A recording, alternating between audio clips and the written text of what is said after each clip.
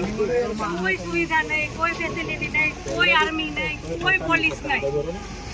જ્યારે મોટા મોટા નેતા આવે કોઈ વીઆઈપી માટે પાછળ કેટલી ગાડી ઉપર હેલિકોપ્ટર તેનાથી હાલે ટેક્સ પે કરે છે એના ઉપર જ વીઆઈપી માટે જે સર્વિસ સુશીલભાઈ આ લોકો માટે કેમ નથી?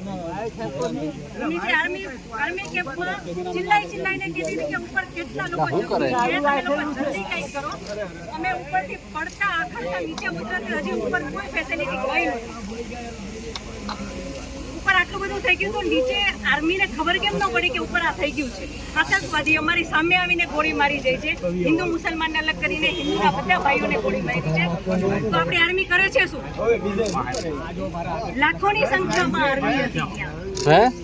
અને જે ટુરિસ્ટ પ્લેસ છે ત્યાં કોઈ આર્મી મેન નહીં, કોઈ પોલીસ મેન નહીં, કે કોઈ ફર્સ્ટ એડ કિટ નહીં,